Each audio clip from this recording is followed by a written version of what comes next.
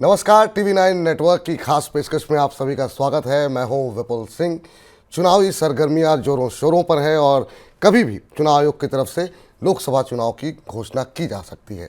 ऐसे में हमारी ये खास पेशकश, जिसमें हम देश के अलग अलग क्षेत्रों में काम करने वाले लोगों से आपको रूबरू कराएंगे और वो किस तरीके से समाज के अंदर परिवर्तन लाना चाह रहे हैं, उन्हीं से हम जानने की कोशिश करेंगे। और इसी कड़ी में आज सबसे पहले हमारे साथ वासुदेव भट्ट जी जुड़ चुके हैं, जो कि एजुकेशन एक्टिविस्ट हैं, उड़ीसा से हैं और साथ ही साथ बीजेडी के बीजू जनता दल के मेंबर भी हैं, सदस्य भी हैं। तो सर, सबसे पहले तो टीवी 9 नेटवर्क पे आपका बहुत बहुत स्वागत है। और मेरा पहला सवाल आपसे जो रहेगा वो यही रहेगा कि उड़ीसा में तो आप काफ़ी लोकप्रिय हैं, लेकिन देश के बाकी हिस्से के लोग जो आपको देख रहे हैं, उन्हें बताइए किस तरीके से आप क्वालिटी एजुकेशन की बात करते हैं। वो क्वालिटी एजुकेशन क्या है और किस तरीके से आप अपने लक्ष्य को हासिल करने के लिए आगे बढ़ रहे हैं, उसके बारे में थोड़ी डिटेलिंग हमारे दर्शकों के साथ शेयर कीजिए। देखिए, क्वालिटी एजुकेशन ये जो उड़ीसा में हम लोग काम कर रहे हैं, उसमें एक बहुत बड़ा चीज है कि जो प्राइवेट स्कूल से, जो बेसरकारी स्कूल से हैं, उनमें अभी हमारा जो सरकारी स्कूल से बहुत तादाद में बच्चे लोग अभी निकल गए हैं। मान लीजिए, उड़ीसा में अभी कोविड के बाद 17 लाख से ज्यादा अभी बच्चे पढ़ रहे हैं प्राइवेट स्कूल में। तो सरकारी स्कूल में क्वालिटी एजुकेशन में थोड़ा मान लीजिए कि थोड़ा जो कॉन्फिडेंट लेवल था पेरेंट्स का कि क्वालिटी एजुकेशन प्राइवेट स्कूल में ज्यादा मिल रहा है और गवर्नमेंट स्कूल में कम मिल रहा है, इसीलिए वो शिफ्ट हो रहे हैं। तो इसके वजह से हम लोग 2009 में जैसे राइट टू एजुकेशन का बिल पास हुआ पार्लियामेंट का द्वारा, उसके बाद 2010 में उड़ीसा में रूल फ्रेम हो गया। उसके बाद हम लोग काम करना शुरू किए हैं। ये एक पैशन बन गया था हमारा। तो उसमें हम लोग जैसे कि लंबा काम करने के लिए, तो अभी उड़ीसा में प्राइवेट स्कूल को, एक प्राइवेट स्कूल जो है, जो उसको कंट्रोल करना और गवर्नमेंट स्कूल को इम्पर करना, ये दोनों में समन्वय रखने के लिए ये उड़ीसा अभिभावक महासंघ जो पेरेंट्स फेडरेशन गठन किए हम, उसके आधार पर हम लोग पूरा उड़ीसा में काम शुरू कर दिए हैं और लंबा काम चल रहा है अभी। चलिए, बहुत अच्छी बात है सर कि आप इस दिशा में काम कर रहे हैं। सर, हमने ट्विटर पर देखा काफ़ी आप ट्रेंड कर रहे थे वासुदेव फॉर भुवनेश्वर के नाम से। आप जैसे व्यक्ति जिनकी अपनी राजनीतिक महत्वाकांक्षाएं भी हैं, कितना महत्वपूर्ण मानते हैं इस तरह का समर्थन जब सोशल मीडिया के ऊपर मिलता है तो? नहीं, देखिए, एक्चुअली ओरिजिनल में बोलूं तो मेरे को पॉलिटिक्स में लेस इंटरेस्ट है, क्योंकि 2012 में मैं पॉलिटिक्स छोड़ दिया था। मैं तो जिला पंचायत का इलेक्शन लड़ा था और जीत के भी ये पैशन में मैं एजुकेशन में काम कर रहा था। लेकिन जब देखा कि एक्चुअली पॉलिटिकल पार्टी का जो आइडियोलॉजी है वो एजुकेशन का खिलाफ है, क्योंकि एजुकेशन कोई पॉलिटिकल पार्टी नहीं चाहता है कि घर में फ्री एंड कंपल्सरी एजुकेशन मिलना चाहिए, सबको मिलना चाहिए। आपको जानकारी देने के लिए मैं बोल दूं कि जो राइट टू एजुकेशन एक्ट है, उसमें क्लास 1 से क्लास 8वीं तक, मतलब 6 साल से 14 साल तक उसको फ्री एंड कंपल्सरी एजुकेशन मिलता है प्राइवेट स्कूल में। जैसे जो दलित है, आदिवासी है, जो इकोनॉमिक वीकर सेक्शन, जैसे कि जो आर्थिक अनग्रसर है। लेकिन उसके बाद कहाँ जाएगा? 9th 10th 11th 12th, उसके बाद हायर एजुकेशन कैसे करेगा? तो कोई भी पॉलिटिकल पार्टी का जो विजन होता है ना, वो विजन इतना क्लैरिटी नहीं था। इसलिए मैं 2012 में पॉलिटिक्स छोड़ के एजुकेशन का पैशन बना के 24 तक काम किया। लेकिन 24 का लगभग 24 से जनवरी में हम लोग ये सोचे कि हमारा जो पूरा एंटायर उड़ीसा का टीम बोले कि नहीं सर, आप लोग को पॉलिटिक्स में आना चाहिए। इसलिए आना चाहिए कि ये जो क्वालिटी एजुकेशन मिलना चाहिए उड़ीसा में नहीं हो पाएगा जब तक हम लोग पॉलिटिकल इंटरफेरेंस नहीं होगा। ये आपको प्राइवेट स्कूल को कंट्रोल करने पर भी इतना बड़ा लॉबी है प्राइवेट स्कूल में, किताब बेचते हैं। प्राइवेट स्कूल का जो फीस इतना बहुत बड़ा तादाद में, उड़ीसा में 450 करोड़ का किताब सेल होता है हर साल। तो एक बहुत बड़ा नेटवर्क है उनका और रैकेट भी है। तो उनको क्वालिटी एजुकेशन घर में पहुंचाना है और free and compulsory education up to all, मतलब ऑल से मेरा मतलब कि कोई भी हो, क्वालिटी एजुकेशन सबको फ्री एंड कंपल्सरी मिलना चाहिए अप टू एंड। ऐसा नहीं कि 8 तक मिलेगा, 9 10 11 बार नहीं मिलेगा, पीजी तक नहीं मिलेगा, मेडिकल इंजीनियरिंग पढ़ेगा। मैं एक बात बोल दूं कि उड़ीसा में कोई भी बच्चा, कोई भी पेरेंट उसका बच्चे को इंजीनियरिंग और मेडिकल और चार्टर्ड अकाउंटेंट कोई भी बड़ा पढ़ाने का सोचेगा तो उसको जमीन भेजना पड़ेगा, नहीं उसको किडनी भेजना पड़ेगा। तो कैसे चलेगा? ये फ्री एंड कंपल्सरी एजुकेशन कहाँ है? इसके लिए हमारी लड़ाई है। इसीलिए हम लोग जो ट्रेंड किए हैं वो ट्रेंड एक्चुअली हमारा जो ओएलएसएस है वो लोग किए हैं। तो मैं उनको आपके माध्यम से धन्यवाद देना चाहूंगा, आभारी होऊंगा उनका, क्योंकि वो लोग सोच रहे हैं कि हम जैसे लोग पॉलिटिक्स में आएंगे जिनका पैशन है एजुकेशन, जिनका पैशन है सेवा, वो लोग एजुकेशन में, वो लोग पॉलिटिक्स में आएंगे तो पॉलिटिक्स में आप जैसे लोग आएंगे तो सुधार हो सकता है। इसलिए मैं आपका आपका और सब लोग का आभार करता हूँ। नहीं सर, बिल्कुल बहुत अच्छा काम कर रहे हैं आप। और अगला मेरा जो सवाल है वो यही है कि आपने मुफ्त शिक्षा की बात की, आपने जो है पेरेंट्स महासंघ बना करके बहुत सारे वंचित बच्चों को जो है मुफ्त शिक्षा मुहैया कराई है। आगे इसको बढ़ाने के लिए क्या प्लान है? किस तरीके से ये ज़्यादा से ज़्यादा बच्चों को इसमें सम्मिलित किया जाए, इसके लिए क्या कुछ योजनाएं आपके पास हैं? 2009 में जब ये पार्लियामेंट में पास हो गया, 10 में रूल फ्रेम हो गया, उसके बाद उड़ीसा में लागू होने में हमको 10 साल लगा, क्योंकि प्राइवेट स्कूल किसी को अंदर आना नहीं देने देते थे। और जो भी डिप्राइव्ड सेक्शन हो, इकोनॉमिक वीकर सेक्शन, पेरेंट्स है कि बोलते थे कि हमारा राइट टू एजुकेशन में एडमिशन करने है, वो उनको अलाउ नहीं करते थे। तब हमारा 2016 में हम लोग बहुत धरना किए, हंगर स्ट्राइक किए, आंदोलन भी किए। 2020 में जब कोविड से पहले उड़ीसा में पारदर्शी पोर्टल बना के, और मान लीजिए 5,000, उसके बाद 12,000, उसके बाद 18,000, अभी तक उड़ीसा में 36,000 जो गरीब बच्चे और आदिवासी और दलित का बच्चे अभी पढ़ रहे हैं प्राइवेट स्कूल में। ये है हमारा अचीवमेंट लास्ट 3 साल का। और इस साल का जो अभी खुला है, अभी तक 20,000 से 21,000 अभी एप्लीकेशन आ चुका है। तो मुझे लगता है कि इस साल लगभग 40,000 हो जाएगा। तो ये जो हमारा पैशन था कि इतना जो इतना बड़ा अमाउंट में लोग पेरेंट्स का बेनिफिट मिलेगा पढ़ने के लिए, तो उड़ीसा को बदलने के लिए जो हमारा सोच है और सबको एजुकेशन देने का जो सोच है, इस राइट टू एजुकेशन का माध्यम से सफल हो पाएगा। जी सर, चूंकि आपके ऊपर भी दबाव है कि आप भुवनेश्वर का प्रतिनिधित्व करें, चुनाव की सरगर्मियां काफ़ी तेज हो चुकी हैं और जो है बहुत लोग जो है अब चुनाव के ही बारे में बात कर रहे हैं। अगर आपको ये प्रतिनिधित्व करने का मौका मिलता है और जिस तरीके का समर्थन सोशल मीडिया पे और तमाम जगहों पे हम देख रहे हैं, आपको वहाँ भुवनेश्वर का प्रतिनिधित्व अगर आप करते हैं, क्या परिवर्तन जो है आप लेकर के आएंगे अपने क्षेत्र के अंदर? किस तरह का विज़न लेकर के आगे बढ़ेंगे, शिक्षा को लेकर के या फिर बाकी चीज़ों को लेकर के? और नहीं, मैं तो एक मेरा जो विजन है, मेरा जिंदगी का जो अगले कोविड के बाद ये मैंने सीख लिया कि जो नेक्स्ट मेरे को जितने भी जिंदा रहना है, जितना टाइम जिंदा रहना है, वो एजुकेशन और लोगों का सेवा करना है। इसलिए मैं जब प्रतिनिधित्व करूंगा भुवनेश्वर लोकसभा को, तो पहले तो मेरा ये काम रहेगा कि उड़ीसा में सबको फ्री एंड कंपल्सरी एजुकेशन मिलना चाहिए।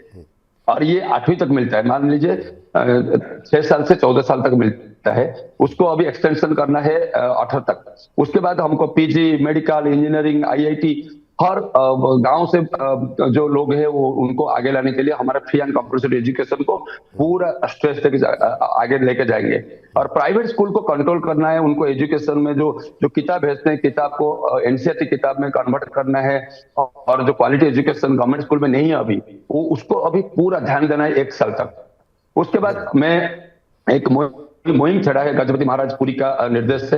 हम लोग हर घर में गीता पहुंचाने के लिए कोशिश कर रहे हैं कि एजुकेशन विथ स्पिरिचुअल वैल्यू, जो एक जो आध्यात्मिक मूल्यबोध होता है, तो शिक्षा के साथ जुड़ जाएगा। तो एक बच्चा का अंदर इतना ये आ जाएगा, राम का जो गुण होता है, भगवान श्री राम का जो गुण आ जाएगा, तब जाके वो सेवा ही करेगा। क्योंकि डॉक्टर बनेगा तो डॉक्टर को रोगी जैसे रोगी को सेवा करेगा, नहीं तो वो बिजनेस करेगा रोगी का साथ।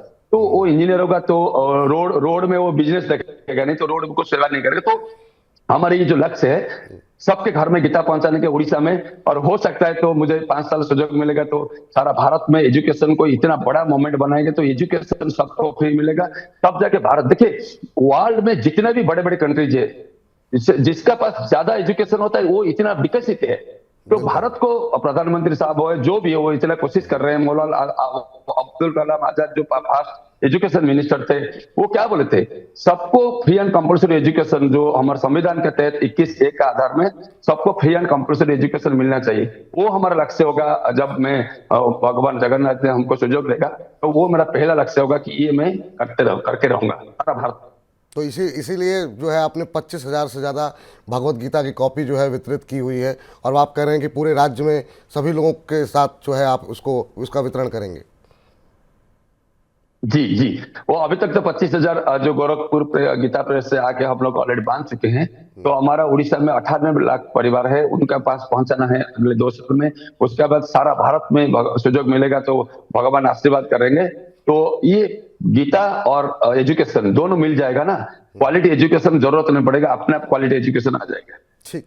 सर, ये इस मंच पर हम लोगों की जेब से जुड़ी हुई काफ़ी बातें करते हैं, शेयर बाज़ार की बातें करते हैं, म्यूचुअल फंड की बातें करते हैं।